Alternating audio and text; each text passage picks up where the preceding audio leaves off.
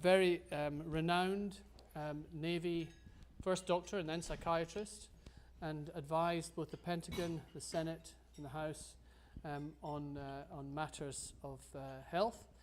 And from our perspective here at Christ Church, it's very clear to those of us that know Ron that he is a very deep thinker, a philosopher, as well as obviously a psychiatrist. And I'm really looking forward to what he has to say this evening. This is a familiar subject to some of us, at least, but it's a very pertinent subject for the moment, of course. And so I'm very, very pleased to welcome Ron Smith, who's going to speak to us this evening. Welcome, Ron.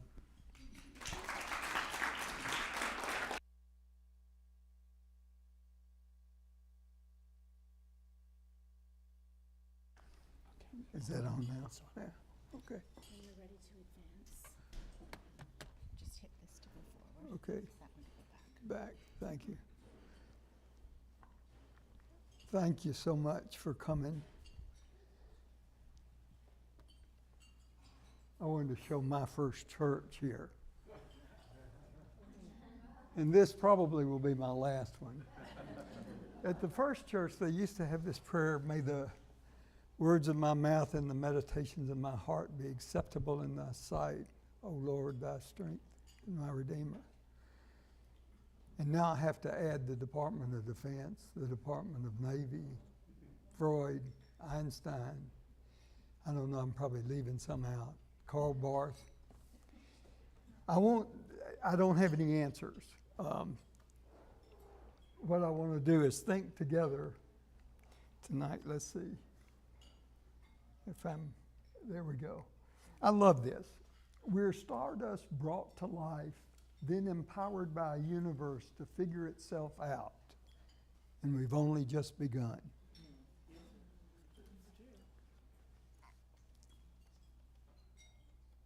Oh gosh.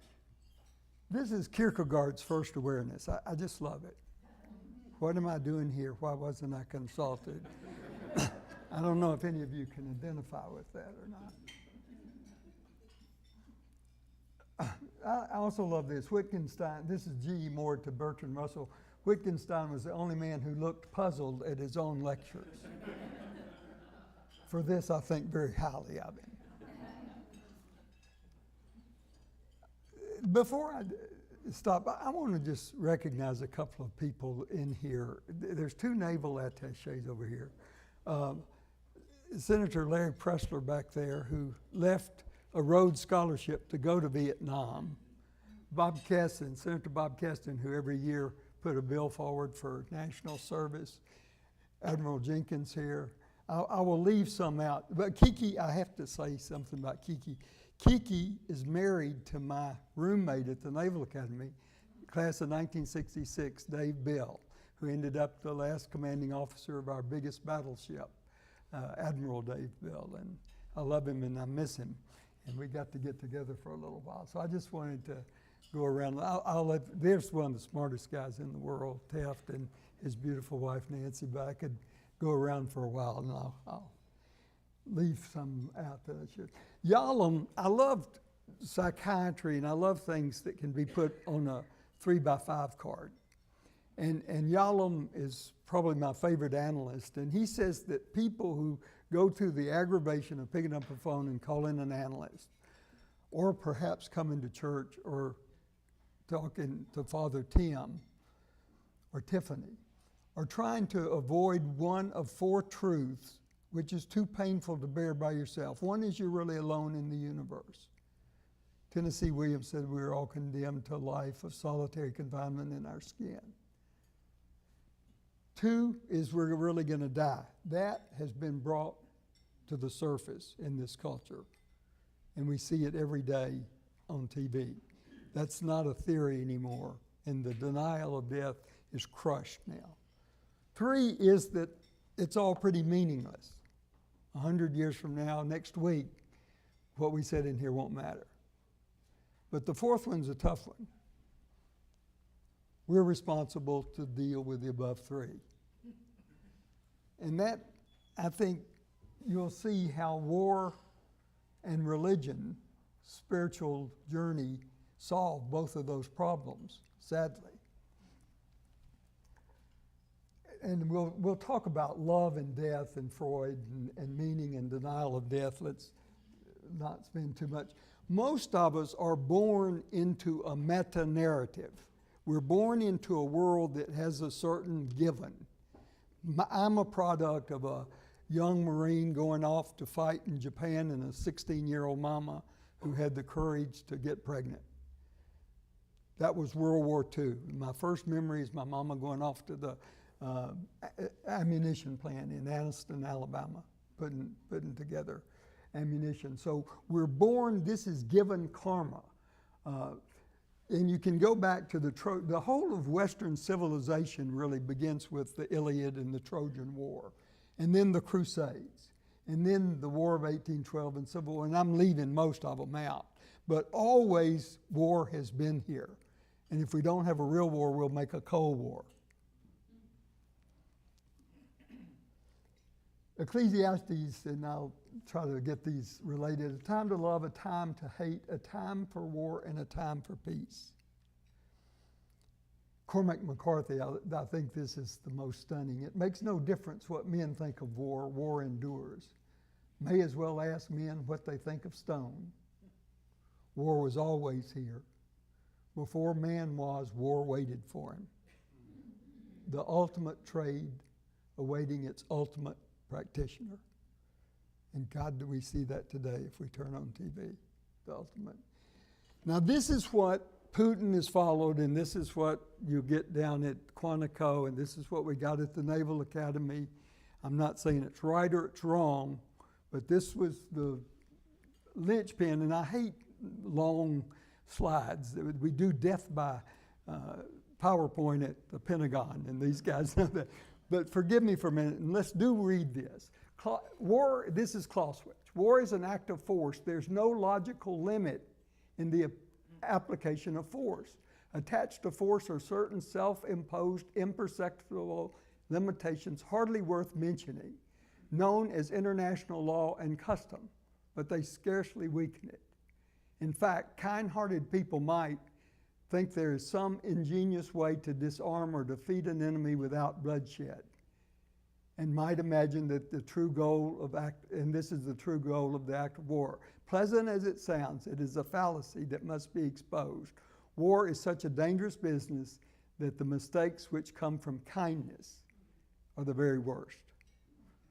Now that's the war. That's what and that's what Putin believes, and that's what most of our Joint Chiefs of Staff. This is what is the result of that, and you've seen it.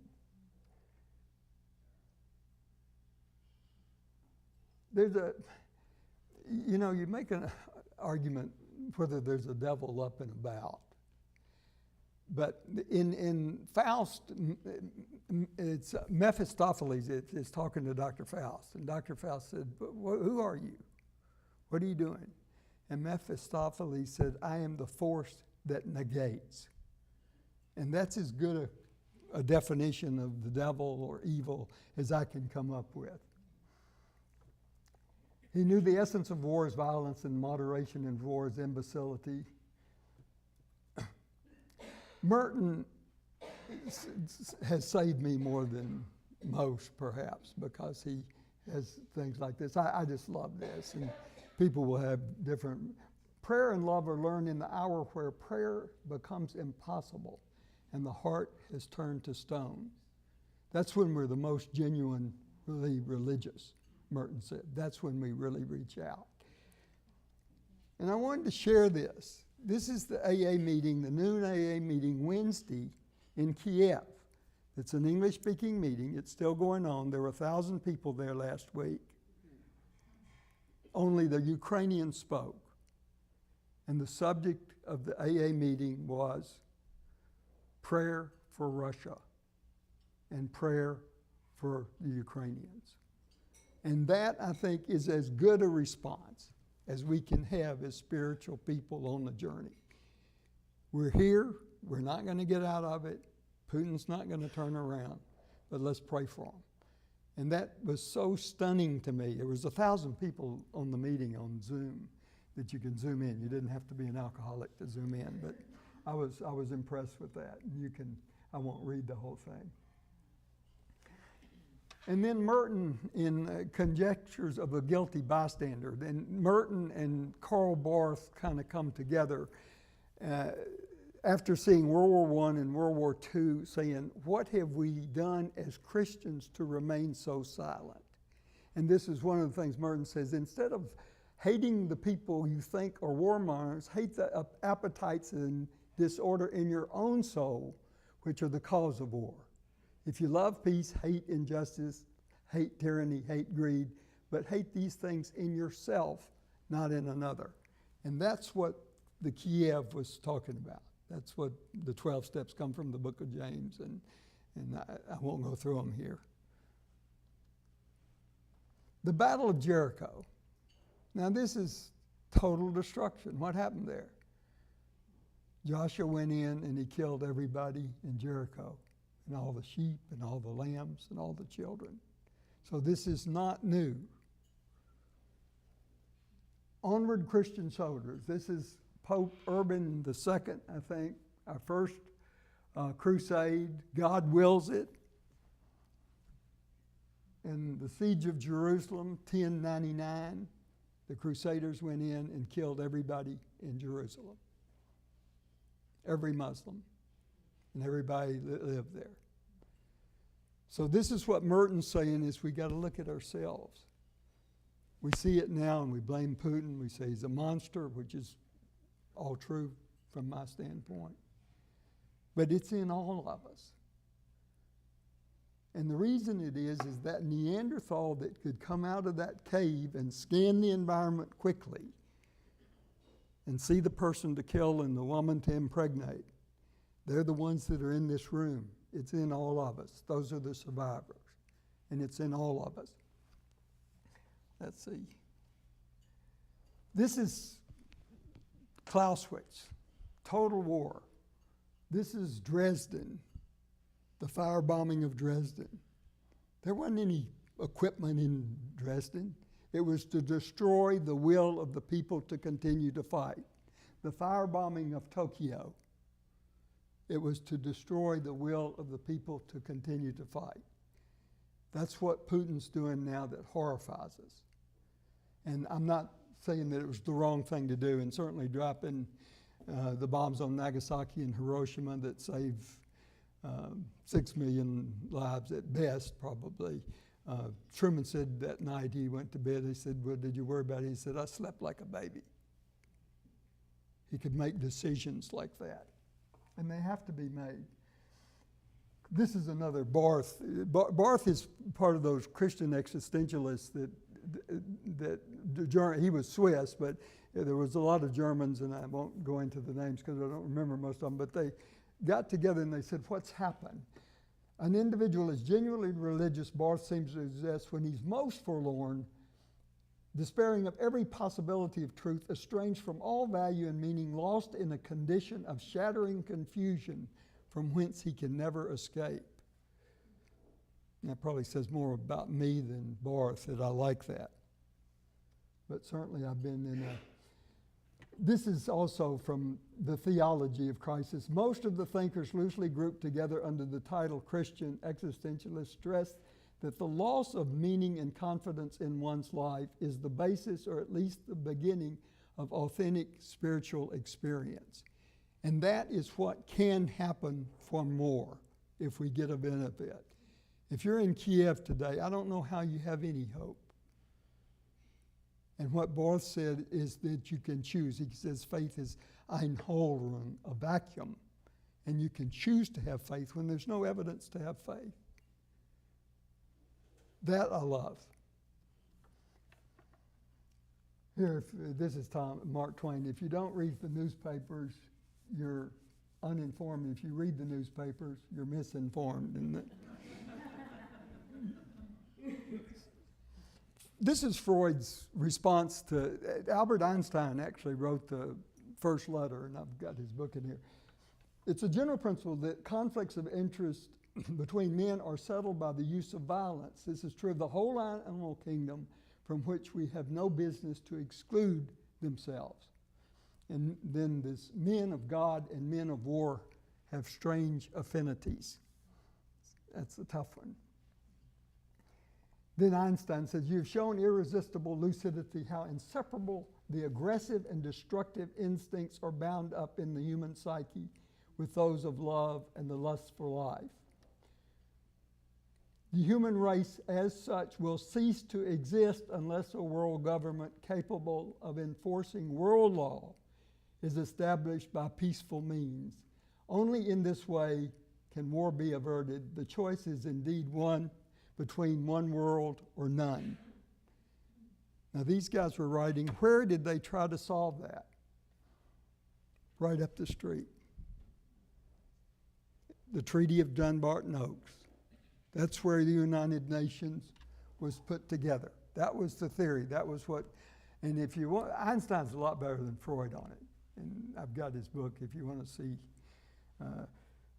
They failed. Why did they fail? Uh-oh. Because of this, I think. What is a nation? A sense of oneness, a sense, distinct culture, a sense of superiority, a deep history, sacred territory, sovereignty.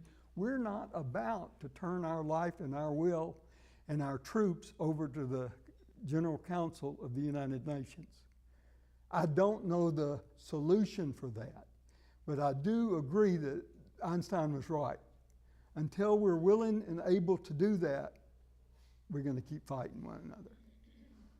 Until all nations are willing to say, hey, you make the decisions, we'll abide by them. And they tried to do it right up the street at Dunbarton Oaks. Please go up there, because so much was done there.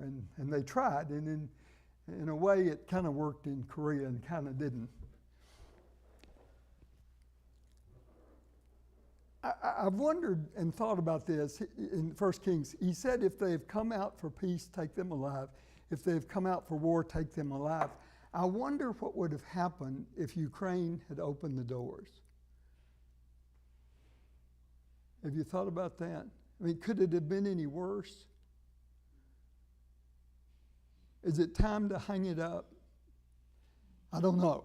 I bring that question to you. Now, this is why you can't do it. This is, and if you read Gandhi the Man, and I'm a real Gandhi, I just love him. It's East Warren's book, Gandhi the Man, is fantastic. This is what he told the Jews. Not long before he was assassinated in 1948, Gandhi called the Holocaust the greatest crime of our time, though still adhered to his core principle of pacifism. That's ahimsa, don't harm. The Jews should have offered themselves to the butcher's knife, he said. They should have thrown themselves into the sea from cliffs, he said, according to one of his biographies. It would have aroused the world and the people of Germany. Does anybody believe that? No. This is why Ecclesiastes says there's a time for war. They're really bad guys out there. They really are, and the tanks won't run on windmills. We got to have gasoline, etc. Proclaim among the nations, prepare for war, rouse the warriors, let all the fighting men draw near and attack. What has happened to NATO?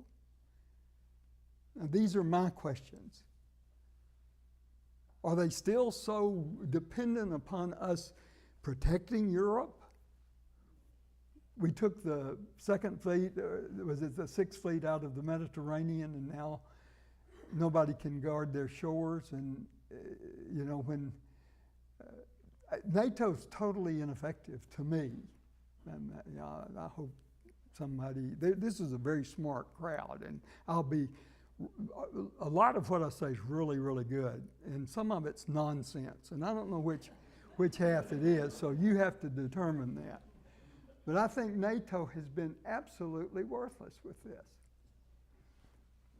Now, this is a great, Camus, this is, I think, one of the best things he ever said, that idealism quickly mutates to a cult of death. And you remember Cato always ended his speeches with Carthage must be destroyed. But you can see Christianity, crusade, siege of Jerusalem. You can see that mutate to a cult of death. Hegel, Nietzsche, Hitler, people who are not Aryan aren't good. And that goes to Auschwitz. Hegel, Marx, Lenin, Bakunin, Stalin, gulags. In Marx, if you read Marx, it's a lot of it's really nonsense. And read it, because he's just wrong about a lot of stuff. He depends on me caring as much about Admiral Jenkins as I do about me, and I don't. If there's just one Cadillac out there, I want it. And that's why Marx comes apart. And Freud said that the bulk of the libido remains forever narcissistically affected. That's just the way we are. It's survival. It's that Neanderthal that came out of that cave. Muhammad, the Quran, death to Israel, ISIS. And you can hear that shift. That was from Muslim Brotherhood. Interesting, Khattab said something who wrote In the Shade of the Quran, which became ISIS. He said, the West lacks the ruthlessness to preserve its ideals, freedom of speech. And I wonder now, you can't help but wonder, we are terrified that Putin has said we're going to use nuclear. How many, I won't say, but how many of those deep boomers do we have? We've got such a superiority with nuclear weapons. And we missed the Soviet Union terribly because they were good. They wanted to live, and we wanted to live, and we had mutually assured destruction, and we were straight with one another. And this church, I won't say it, but was known as the CIA church at one time, Father. But there was kind of a gentleman's agreement between the KGB and the CIA that if they needed to know something that was dangerous, we'd kind of talk to one another about it. We wouldn't kill one another. They could kill their own people, we could kill ours, or put them in prison. But there was a gentleman's agreement, and it was a much safer place when the old Soviet Union was here. Here, where this magical thinking came from, of democracy, nation building, death to Hussein and Gaddafi. Let me go on with this a little bit. This is our town.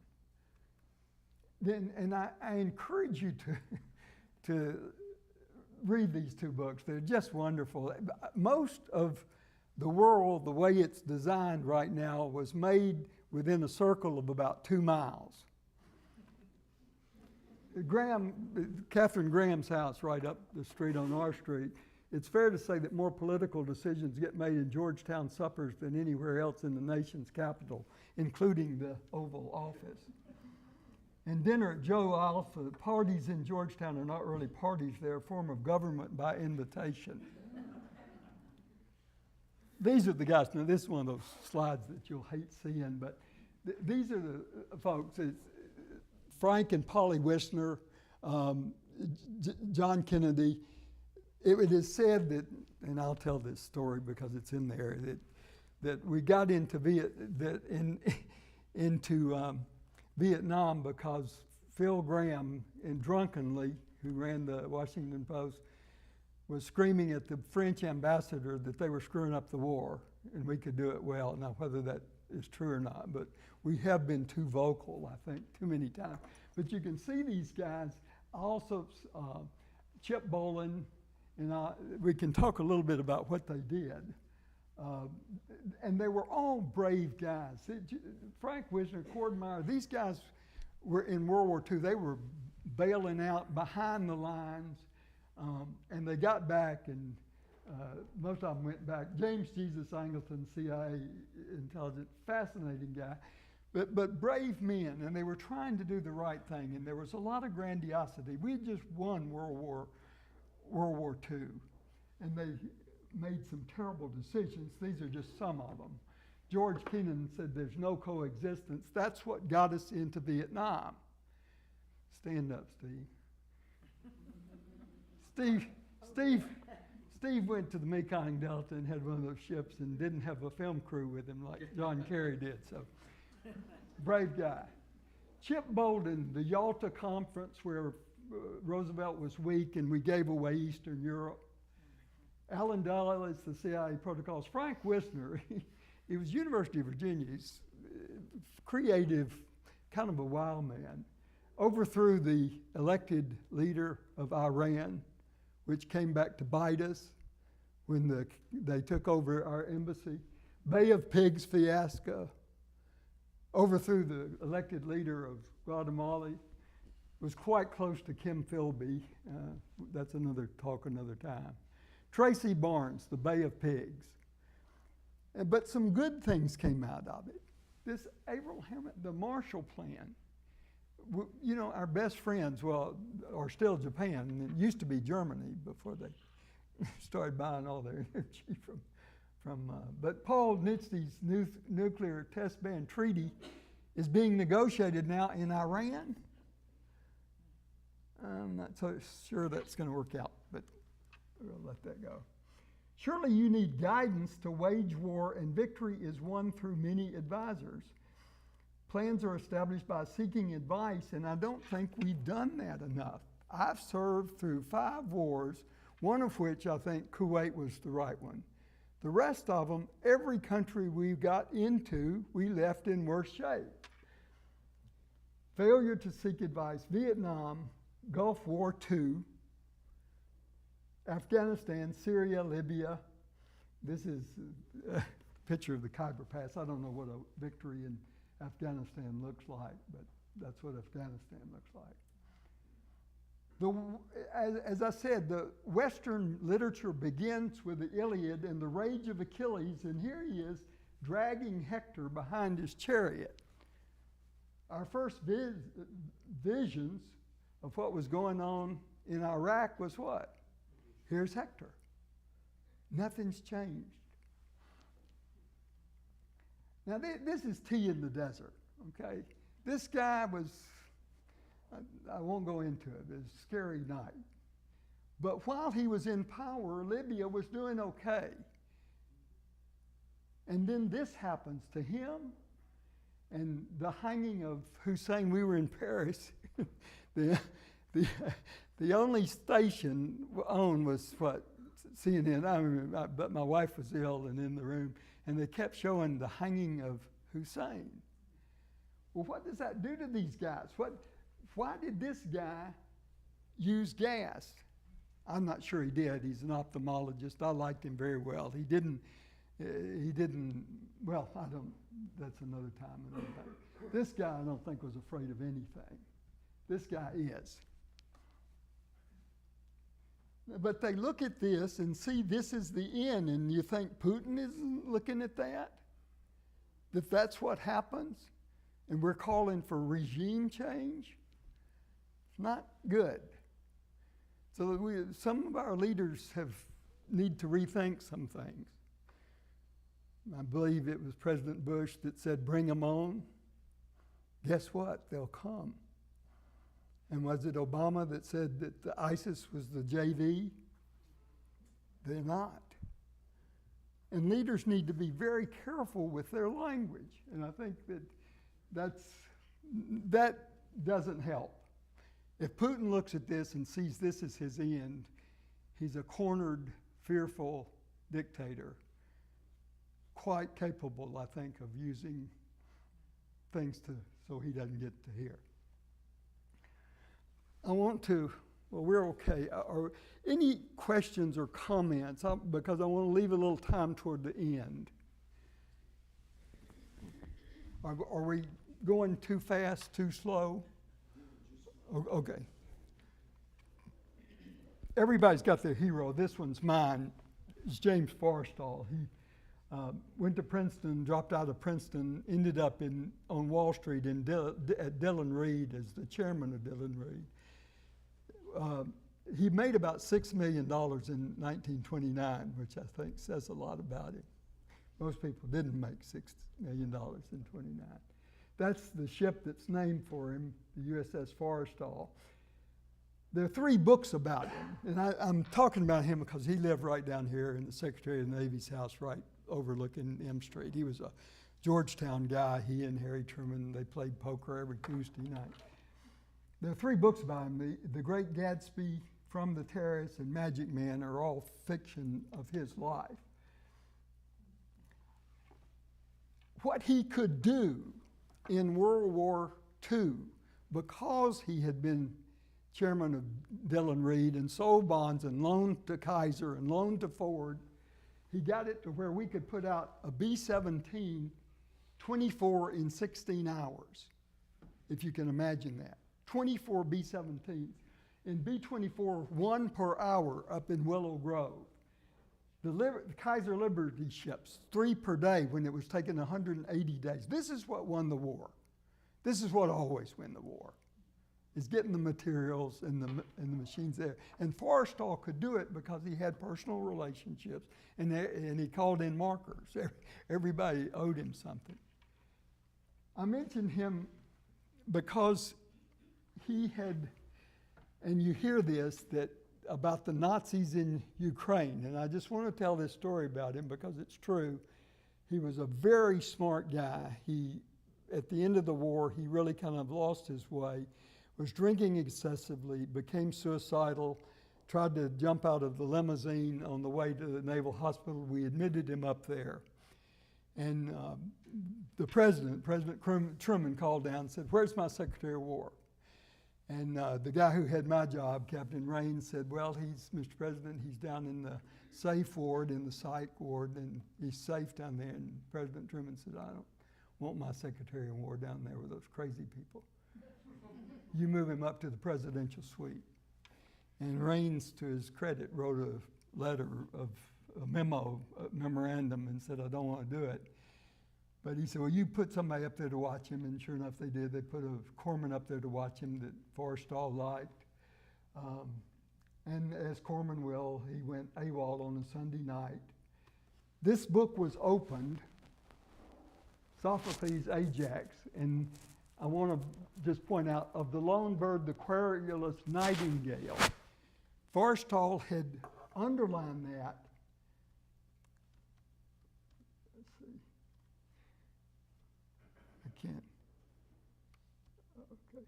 Right before he jumped out of the presidential suite, right up there, down to there, the highest ranking. Why Nightingale? He had funded and been in charge of a secret operation using Nazi officers to kill Soviets after World War II in the Ukraine. And it was called Operation Nightingale. What I'm saying is these guys, and I love them, but boy did they get their tentacles out everywhere. And if you want to, it's very exciting to read about them. There's some wonderful books about war right now that have come out. I just put these 3 up. As Yogi Berra said, it's deja vu all over again, and it sure is. Patton said that the most magnificent competition which a human being can indulge, it brings out all that is best, it removes all that is base. You know, he argued, and I don't know if you've seen that, when we met the Russians in Berlin, Patton said, "Let's fight them. We've already got the army here. We're going to have to fight them sooner or later."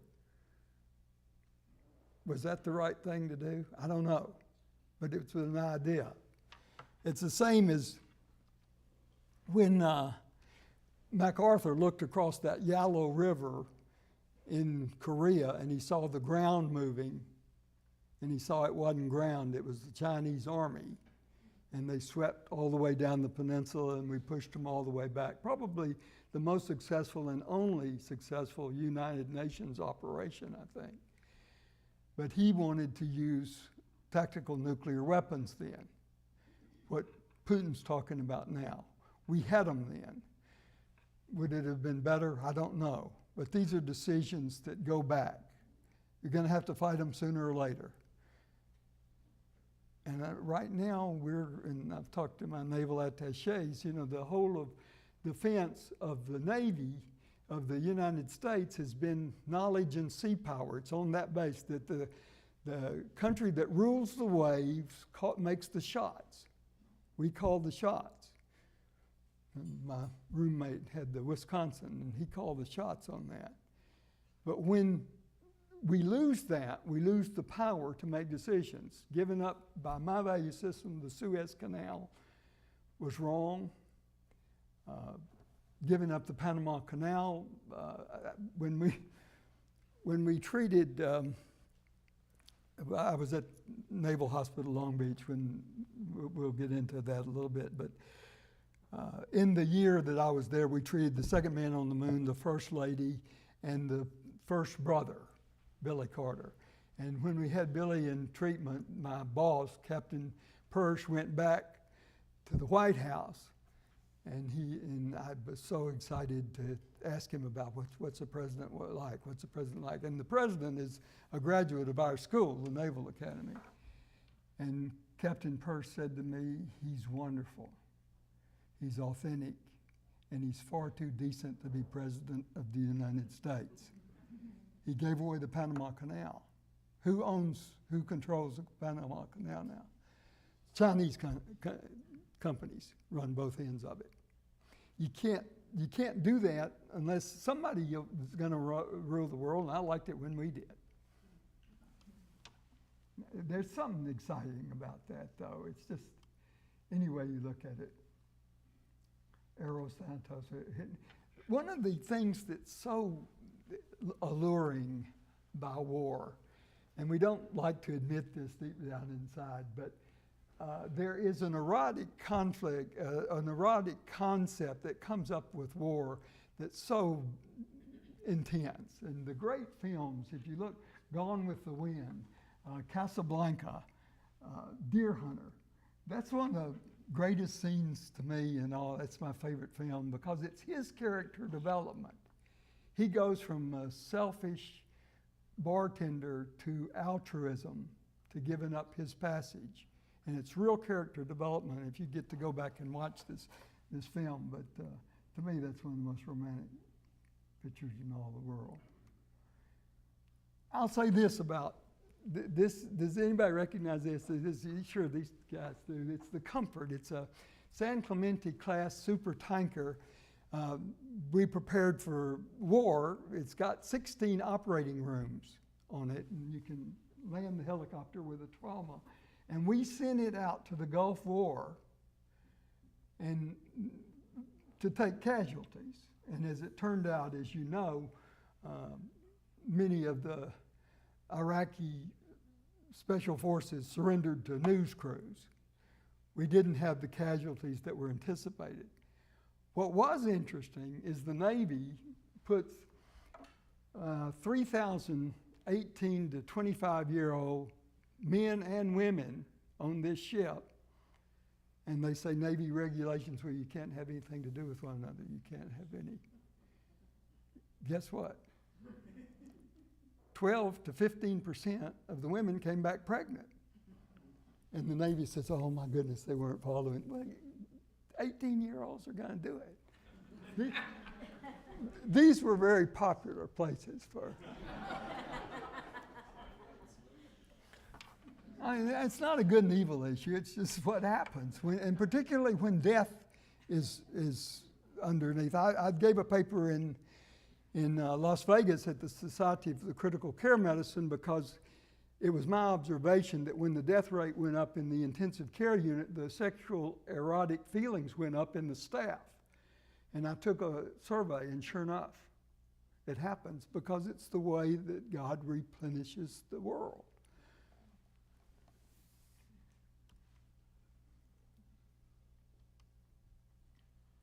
I love this. I don't know why it's in there, but it's Odysseus and Penelope, and she couldn't recognize him when he came back. This is, Eric, we try to say that, I said earlier that one of the things that war and our spiritual life does is it mitigates against loneliness. It's a way to look at death that we can become comfortable with, and particularly war, because there's a reason to die. And the third is it gives you meaning to preserve our democracy. This is from Edward Maria Remarque, Anger Against the Whole World, and this is the way our kids come back.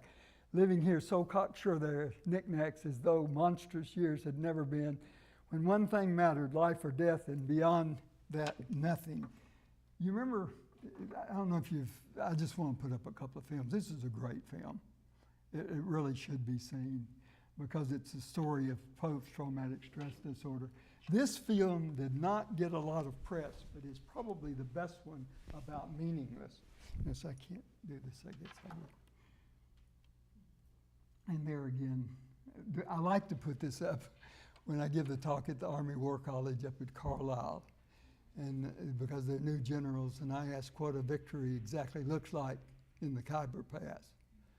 Because if they'll tell me, I'll tell them back in Washington. Post-traumatic stress disorder, and I just wanted to cover it briefly. Loss of authority over mental function, persistent mobilization of the body and mind for lethal danger. That's kind of come now with COVID. We're kind of afraid of one another. Persistence and activation of combat survival skills in civilian life. Persistent expectation of betrayal and exploitation. You see people getting in fights over masks on planes now. Destruction of the capacity for trust. Vets are painfully aware of the absence of intimacy, tenderness, and light playfulness, or the easy mutuality in their sex life. That's another talk another time, but it's what we do to recover. And I think that this is the most important thing, and I have loved taking care of PTSD because I got some of it, and if we don't rediscover the awe and wonder and gratitude and humor,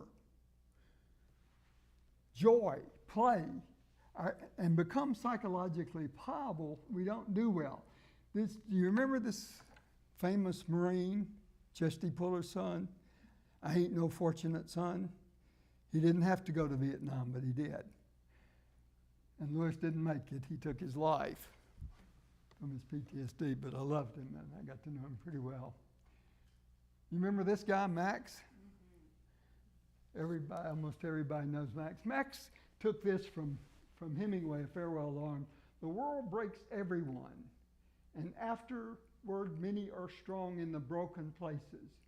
But those it will not break, it kills. It kills the very good and the very gentle and the very brave impartially. Max was a joy, and there's a number of guys in this room that spend a lot of time. Max taught me more about PTSD and recovery than anybody I knew. He was up in Quezon trying to rescue those Marines, got off of a helicopter and grabbed a hand grenade and lost both of his legs and his right arm. He only had his left. But Max was one of the funniest, most joyous guys that you could ever know. And I don't think psychotherapy gets much more than what Thomas Wolfe says, and you can't go home again. This is a man who, if he can remember 10 golden moments of joy and happiness after all his years, 10 moments, unmarked by care, unseen by aches or itches, has the power to lift himself with his expiring breath and say, I've lived upon this earth and known glory. I just love that. This is Behind the Lines. It's a film about secondary trauma, which our culture is now absorbing now. We've lost more people from COVID than we lost in World War II. We've lost more people from fentanyl than we lost in World War II. We've lost more people, and I think, forgive me for saying this, I think the most successful biological and chemical warfare in the history of man has been carried out. The fentanyl comes through Sonoa, and it comes across our southern borders. And to not say that, I think, would be remiss. Now this, I'm going to wind up here, and I love this. Though much is taken, much abides, and though we are not that strength which in old days moved earth and heaven, that which we are, one equal temper, heroic hearts, made weak by time and fame, but strong in will, to strive to seek and find and not to yield. And I kind of think that's where our country is. We're not what we were when we had 10,000 ships. We got 350 now. It's a difference. I'm not going to go into this, but this is what got the Navy and the treatment for alcoholism. This was the fire aboard the USS Forrestal when it was on station in Vietnam. We nearly lost the ship. A Sidewinder missile went off. We lost 500-pound bombs. We nearly lost a man of war at war and hadn't received an enemy shot. We screened the deck for drugs, and 35% were positive for opiates, marijuana, alcohol. At that point in time, the Navy got very interested in having sober people handle Sidewinder missiles, and that's where we had our zero tolerance. And that became, McCain's lined up right there. We don't know whether it was his. I have an emotional attachment. I had one hop with him in Pensacola. That was his suite at the Hanoi Hilton. There's Lord Macaulay again, the essence of war is violence. The problem, the thing that is so alluring about war is it gives us meaning. It gives us a hero's journey. It makes relationships intense. It gives us something to work. And it, I think, beats the heck out of philosophical materialism, which we're kind of gone right through. The spiritual journey that comes out of it is just spectacular, I think. And Freud said that mental health was work and love, and I've added to that you got to learn to play too, because work and love just isn't enough. Jung said that mental health is the capacity to hold opposites in the head at the same time. And we can really do that now with this war. We have to, I think, to maintain any sanity. This is the upside of PTSD. There's a great article called Post-Traumatic Stress, Surprisingly Positive Flip Side. And I think this whole country is traumatized now by COVID. And it does have a flip side. This is the guys from the Hanoi Hilton, because they were admitted at San Diego when I was a medicine resident. They had a stronger religious conviction. They enjoyed life more, appreciated others more, loved more, laughed more, and the paradox, and this is not one you want to know, the worse the abuse, the better the outcome. And Burke says, for many people, war is the time of their lives. It acts an attraction so appalling and it exhilarates. And I want to introduce this and close with this. This is Sir Adrian Carton de Wart. Probably Father Tim has heard of him. Victoria Cross, I think that Knight of the British Empire, I don't know, Distinguished Service, I don't know any decoration he missed, and Father Tim would know. He was in the Boer War, World War I, World War II. Sir Adrian was a British Army officer, was shot in the face, head, stomach, ankle, leg, hip, and ear, survived 2 plane crashes, tunneled out of a POW camp, bit off his own fingers when the doctor refused to amputate them. Describing his experiences in the war, he said, frankly, I enjoyed the war. You just need to know guys like that exist. He's a handsome guy. I just love him. And here from Tennyson's Ulysses, I cannot rest from travel. I will drink life to the lees. All times I have enjoyed greatly, have suffered greatly, both with those that love me and alone on shore. 'Tis not too late to seek a newer world, push off, and for my purpose holds to sail beyond the sunset and the baths of all the western stars until I die. I think we've got a chance now to really learn from this. And Putin's been able to do something nobody else has done. He's kind of united the world, and that ain't bad. I'm going to quit now. I'm tired of me. Are there any questions, comments? Yeah, Ron, thank you very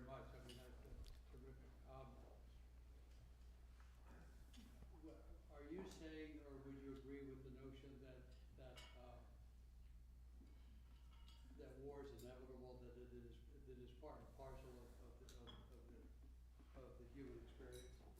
Yes. Yeah, I don't think it's gonna go away because we wish it. And Christianity, part of the Christian doctrine, I suppose, is,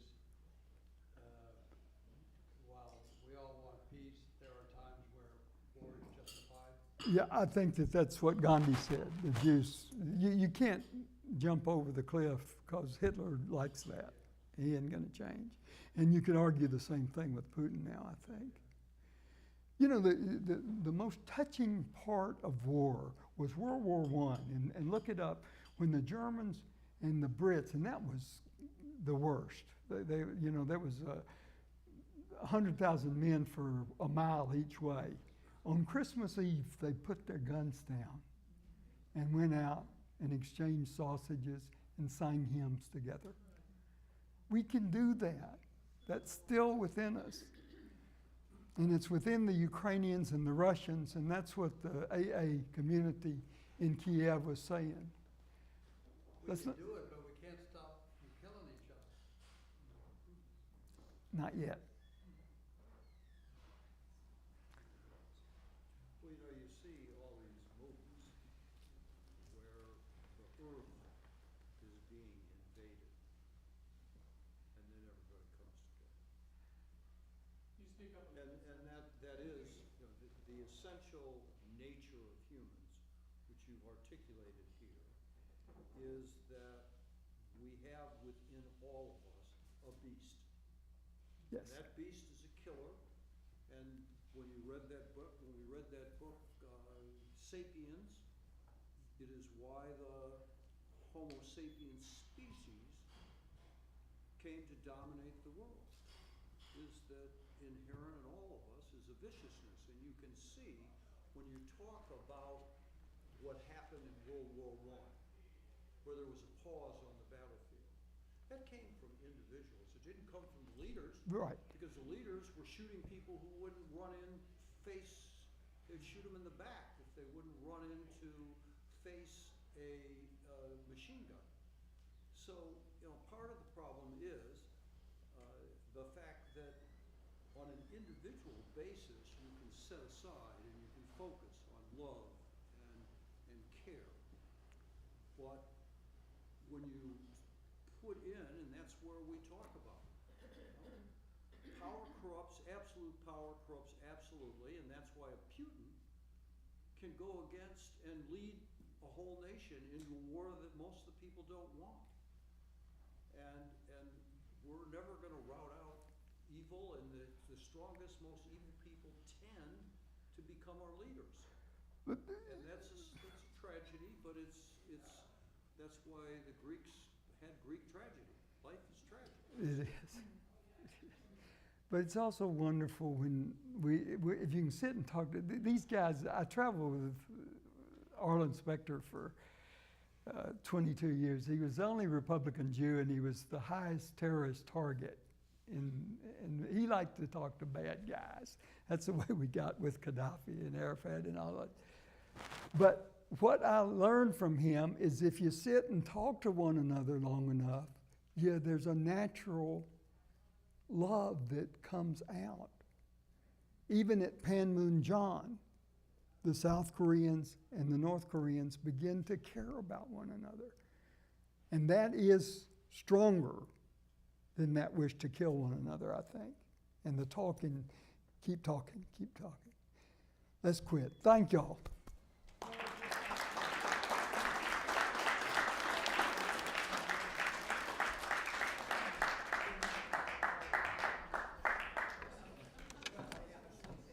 Thank you. Thank you for letting me do that. Thank you. Man, just